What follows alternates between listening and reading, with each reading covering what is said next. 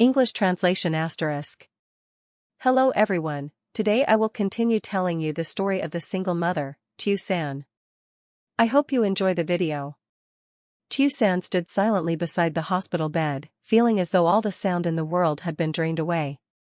The steady beeping of the machines echoed, dry and cold, each pulse striking straight at her heart. Hai lay there, motionless, his face pale beneath the cruel white lights. He was no longer the man with the warm eyes or the reassuring smile she knew. Before her was only a fragile body, so delicate that she feared even breathing too hard might make him disappear. Tusan stepped closer.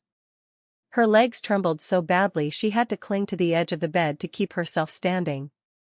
She stared at Hai's face for a long time, as if trying to carve every feature into her memory, just in case. The thought barely formed before her throat tightened, choking her. She dared not go on. Hai's hand lay limp at his side, cold and still. Tusan reached out and clasped it tightly. Her hand shook, her fingers curling with fear and despair. The chill of his skin traveled into her, twisting her heart with pain. "Hai, can you hear me?" Her voice was so soft it nearly dissolved into the air. She bent lower, her forehead almost touching the back of his hand. Hot tears fell, soaking into the spotless white sheets. Tusan squeezed his hand harder, as if with enough strength, enough time, the warmth from her could wake him. "Please wake up. I'm here now." Her voice broke, trembling. "I'm not going anywhere anymore. I promise." Fragments of memory flooded her mind, peaceful afternoons, the times he quietly stood behind her to shield her from the sun, the words left unsaid, the plans left unfinished. They rose like a great wave, pressing on her chest until she could barely breathe. Tusan pressed his hand to her cheek and closed her eyes. She whispered, like a prayer, like a plea, like pouring out all the fear that held her captive. "If you still love me, if you still remember me, please wake up." The room remained cold. The machines continued their indifferent rhythm. But Tusan did not let go. She held on tightly, pouring into him all her warmth, all her love, all the fragile hope she had left, as if by not releasing her grip, Hai would not leave her. The days Hai lay motionless in the hospital bed passed slowly, so long that Tusan could no longer tell morning from night. The cold white room became her entire world. She hardly ever left, whenever she could, as long as she was allowed to stay by his side. Tusan was always close to the bed. Sometimes she sat for hours without saying a word, simply watching Hai, listening to the steady rhythm of the ventilator like a thin thread holding him to this life. At other times, she leaned closer, bent down near his ear, and began to talk. She told him about the early days when they first met, awkward encounters, moments of shared silence that still felt peaceful. She told him about pale, sunlit afternoons when he waited for her under the eaves, his shirt soaked with sweat but his eyes still gentle. She spoke of their small arguments, and how they made up again with a smile, with a tight squeeze of the hand. "Do you remember, Hai, that time you took me out in the rain?" Tusan whispered, her voice so soft as if afraid of hurting him. "Your clothes were completely soaked, and I was worried you'd get cold." She smiled through her tears, as though by recalling those memories, they might slip into his deep sleep and pull him back. Beyond the stories, Tusan cared for Hai with painstaking attention to every small detail. She wiped his body, changed his clothes, adjusted the blanket whenever she sensed he was cold. Her hands were always slow and gentle when she touched him, as if afraid of hurting him even the slightest bit. Each time she held his hand, she lingered, hoping her warmth would not fade too quickly. There were nights when the hospital grew quiet, and Tusan dozed fitfully beside the bed. Even in that restless sleep, her hand still clasped his, a reflex that would not allow her to let go. She was afraid that if she loosened her grip even for a moment, he would leave her forever. Every morning when she woke, the first thing Tusan did was call Hai's name. She watched for the smallest movement on his face, each breath, the faintest crease of his brow, and her heart tightened again between hope and fear. She believed, no matter how fragile that belief, that Hai could still hear her. That somewhere within that motionless silence, he could still feel her love, her patience, and the whispers that never ceased. Tusan never once thought of leaving. To her, as long as she could stay by his side, keep telling him stories, keep caring for him day by day, hope still existed, small, fragile, but enough to keep her waiting. English translation *. Tusan sat close beside the bed, her hand still holding Hai's, just as she had for so many days. Her fingers had visibly grown thinner, yet her grip had never weakened. She didn't know how long she had been sitting there, she only knew that every time she let go, even just to adjust the blanket, her heart tightened, as if she were afraid of losing him all over again. The hospital room was bathed in pale white light. Outside the window, the sky was dull and gray, a light rain fell, droplets clinging to the glass before sliding down, leaving blurred streaks like tears. Tusan looked out for a moment, then turned back to Hai. His face was painfully calm, eyelashes closed tight, his breathing steady with the help of machines. He lay there, silent, as if he were very far away from her. Tusan leaned closer, her voice slow and even, as if by keeping that rhythm, everything would not collapse. "Do you remember the first afternoon we met?" She smiled faintly, a smile so fragile that even she wasn't sure whether she was smiling or crying. "That day there was so much sun. The little road was dusty and hazy, I was in such a hurry, I almost bumped into you." She told him stories. So many stories. About the times he quietly walked on the outer side of the road to shield her from the sun, from passing vehicles. About evenings when they sat in silence, saying nothing yet feeling complete. About days so peaceful that she once naively believed life would let them live that way forever. Then Tusan's voice faltered. At that very moment, in the palm of her hand, there was something, very faint. A fragile movement, so light that if she hadn't been holding on tightly, she might have thought she had imagined it just to comfort herself. Tusan held her breath. She bent down, staring closely at Hai's hand. It still lay there. Cold. Motionless. Pale under the lights. Her heart pounded so hard her ears rang, her throat dry and burning. "Maybe I'm just too tired," she told herself, but her trembling voice failed to convince her. Then she glanced at the monitor. The heart rate line wavered slightly. Not clearly. Not for long. Just a tiny change, fleeting like a weak ripple on a still surface. But to Tusan, that moment was like a bolt of lightning. "Hi," she called softly, almost whispering, afraid to make what had just happened disappear. There was no response. She swallowed hard. Her palm was slick with sweat. Her heart raced between hope and fear. She was afraid she had seen it wrong. Afraid she had believed too quickly.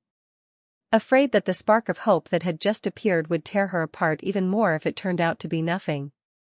Tusan leaned even closer, her face only a small distance from his hand. Her voice trembled. "Can you hear me, Hai?" And then Hai's eyelids fluttered. Just a very slight tremor. Light as a butterfly brushing the air. But Tusan saw it clearly, so clearly that her whole body went rigid, afraid to breathe too deeply. Her eyes widened. Tears spilled over before she could stop them. She tightened her grip on his hand, breathing fast, her chest heaving as if about to burst. "Hai, is that you?" Her voice broke. "You can hear me, can't you?" There was no answer. No clear opening of his eyes.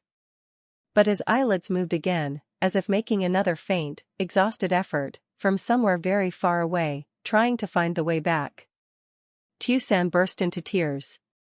No more restraint. No more trying to stay calm. She bowed her head beside his hand, her shoulders shaking in waves, hot tears falling one after another, soaking into the spotless white sheets. "I'm so scared," she sobbed. "I'm afraid of losing you, so afraid that I don't even dare think about tomorrow."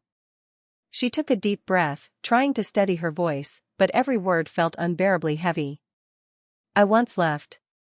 I once thought I was strong enough to endure everything alone. I thought as long as I tried hard enough, it would be fine. But it's not like that, Hai." She shook her head, tears falling endlessly. "I'm so weak. I've just been pretending to be strong.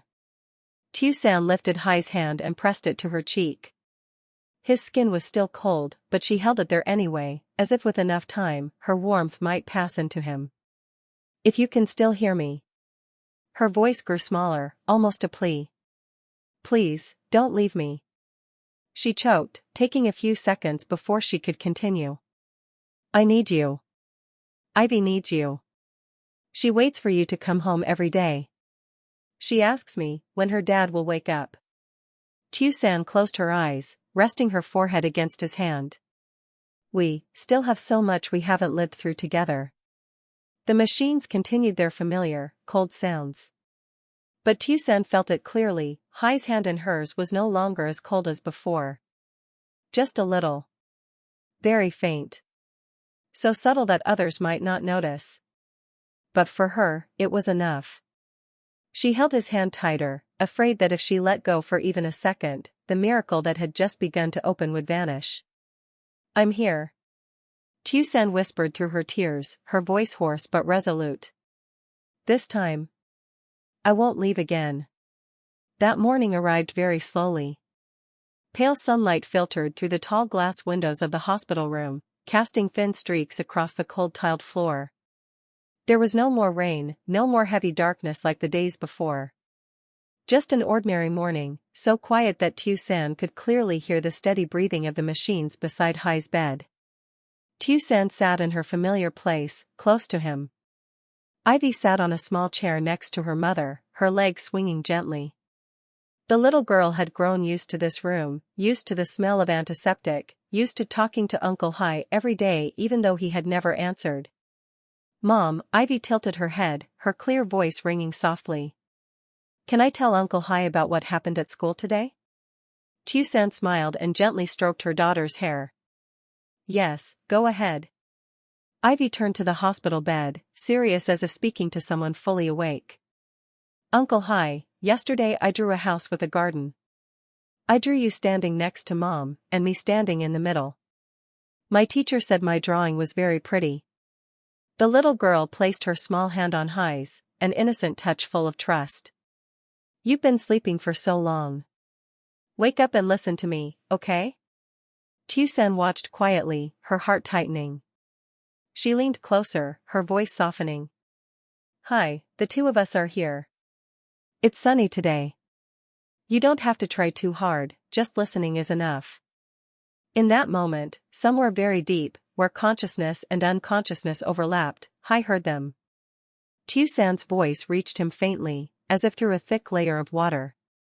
Sometimes distant, sometimes close. Sometimes fading away, sometimes holding him tight with words painfully familiar. He wanted to answer. He wanted to say that he could hear her. He wanted to say that he was trying. But his body felt unbearably heavy. His eyelids sealed shut, his limbs no longer his. Only his awareness remained, suspended between waking and sleep, between staying and letting go. Then he heard Ivy's voice. Light. Clear. Without fear. Something inside him stirred. In that silent world, Hai gathered all the strength he had left into one single point, his hand. And then, his finger moved. Very slightly. Almost imperceptible. But enough to make Tusan freeze. She stopped mid-sentence, eyes wide. Ivy, did you see that? Ivy tilted her head, staring at Uncle Hai's hand. She held her breath, then exclaimed softly, as if afraid of startling someone. Mom. Uncle Hai moved his finger. Tusan's heart pounded wildly. She clutched his hand tighter, her voice trembling. Hai, can you hear me? This time, the finger moved again. Slowly. Weakly. But more clearly. Tears overflowed from Tusan's eyes. She bent down close, her other hand trembling as she placed it on his chest. I'm here. She's here. You're not alone. With the last effort of that early morning, Hai gathered his breath, his awareness, everything he had left. His eyelids trembled. Then slowly, they opened. Light flooded in, making him squint. Everything was blurred. A white ceiling. Lights. The sound of machines. And then, a familiar face that made his chest ache. Tusan. She stood right in front of him, tears streaming down her face, crying and smiling at the same time, unable to speak. Hi. Her voice broke. You're awake, aren't you? Hai couldn't speak. His throat was dry and burning.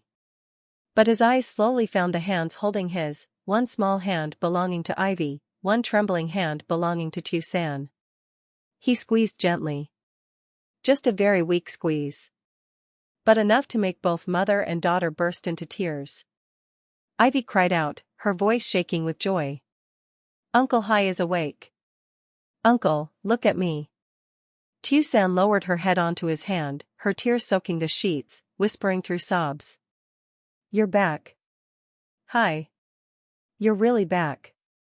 In that cold white hospital room, for the first time in many days, there were no longer only the indifferent sounds of machines. There were trembling breaths. There were tears. And there was a life, slowly finding its way back. English translation *. Hai did not wake up because of a sudden miracle, but because of Tusan's steady, unyielding perseverance through those days that felt endlessly long. The doctors said his recovery was slow, very slow, but each passing day showed signs of progress. And Tusan knew she herself was part of the reason. In the first days after waking up, Hai could barely move. His body was weak, every attempt to shift made sweat bead on his forehead. Tusan was always there, patient to the point of gentleness. She helped him sit up, propped pillows behind his back, wiped the sweat from his skin bit by bit. Whenever he felt discouraged, she encouraged him softly, never rushing him, never showing impatience. It's okay, she said, her voice calm, though her eyes never left him. Slow is fine. As long as you don't give up. When the day came for Hai to begin walking again, Tusan became his strongest support. She stood close, one arm around his body, the other gripping his arm tightly. Every step he took was shaky and heavy, as if he were learning to walk all over again. Sometimes he stopped, breathing hard, his voice tired. Maybe, let's try again later. Tusan shook her head, not scolding him, just smiling gently. Just one more step. I'm right here. She stood firm so he could lean on her. There were days when he managed only a few steps before having to sit down, his shirt soaked through with sweat.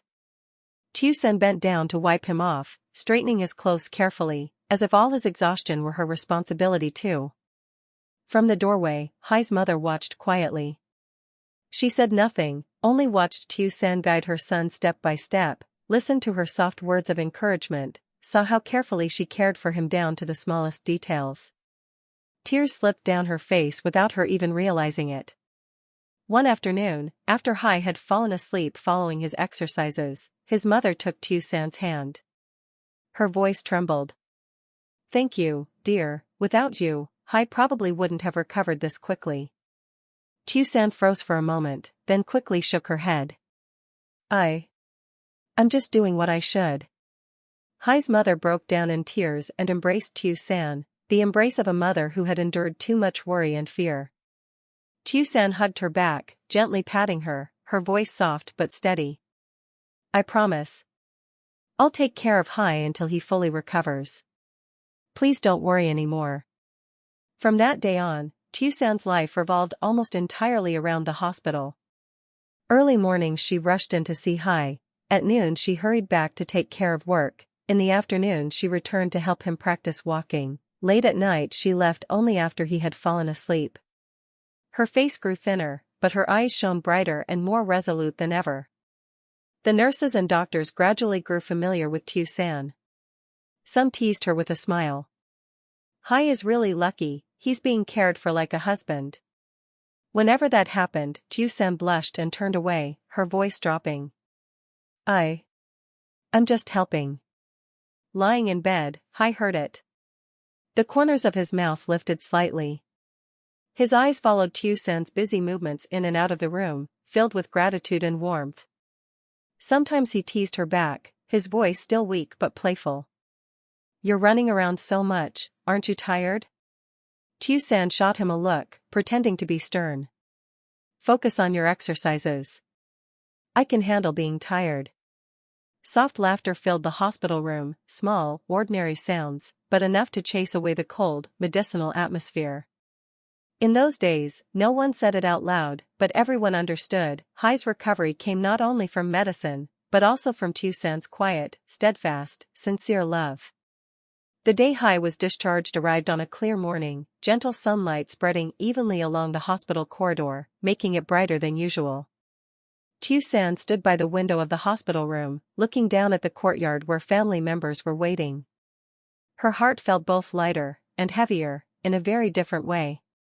Hai sat on the bed, neatly dressed, though his complexion was still pale.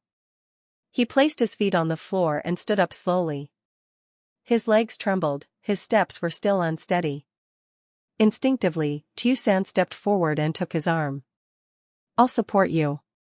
Her voice was soft, firm, familiar, just like it had been all this time. Hai paused briefly, then nodded. He didn't refuse.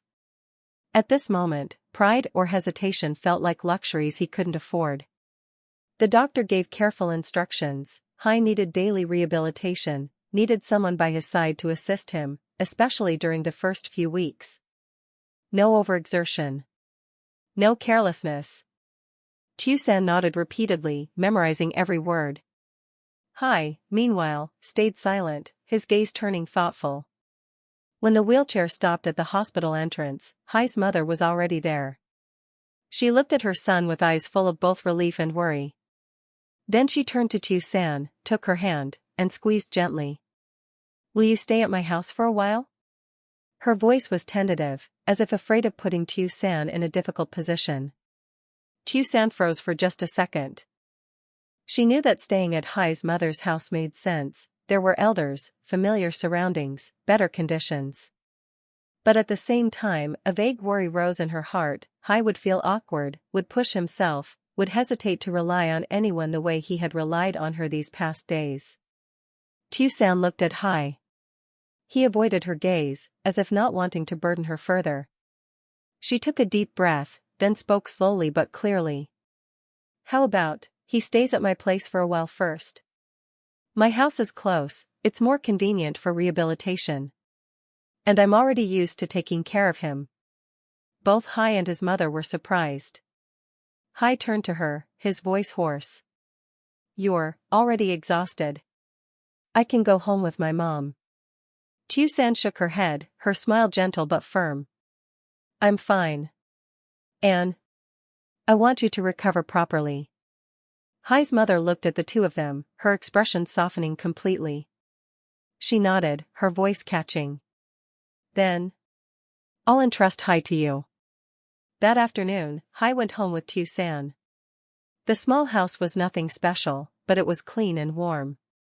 Tusan rearranged the bed, cleared wider paths so Hai could move more easily.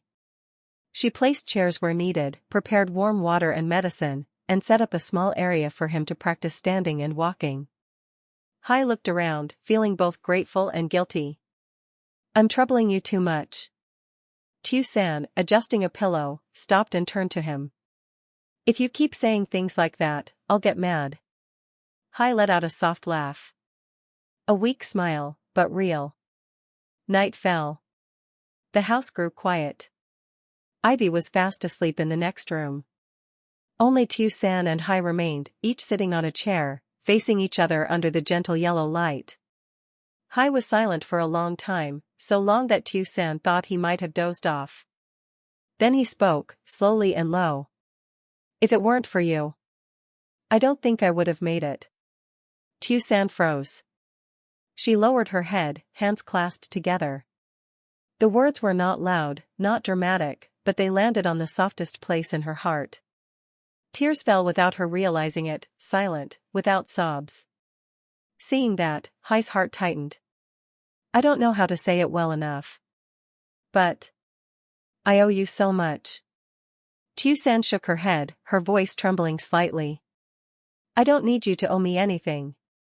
She looked up, tears still clinging to her lashes. I just didn't want you to give up. Silence settled between them. No one spoke words of love. No promises were made. But in their eyes, something was unmistakably clear, a bond that had passed through fear, through exhaustion, and remained. Outside, the wind gently stirred the curtains. Inside the small house, two people sat facing each other in silence, yet closer in heart than ever before. Xin chào mọi người, cảm ơn mọi người đã xem hết video hôm nay của mình. Chúc mọi người có một ngày mới vui vẻ, hạnh phúc và một ngày làm việc tràn đầy năng lượng. Hy vọng rằng những video của mình sẽ mang đến niềm vui cho mọi người mỗi khi xem và giúp mọi người thư giãn sau một ngày làm việc mệt mỏi. Hiện tại thì kênh của mình đang phát hành những video vào khung giờ 7 giờ tối và 7 giờ sáng. Nếu mà mọi người yêu thích thì nhớ bấm theo dõi, bật chuông thông báo để nhận thông báo khi mình đăng video mới nhất nha. Cảm ơn mọi người đã ủng hộ kênh của mình trong suốt thời gian vừa qua và cùng đồng hành với mình trong câu chuyện của người mẹ đơn thân Lý Tiểu San.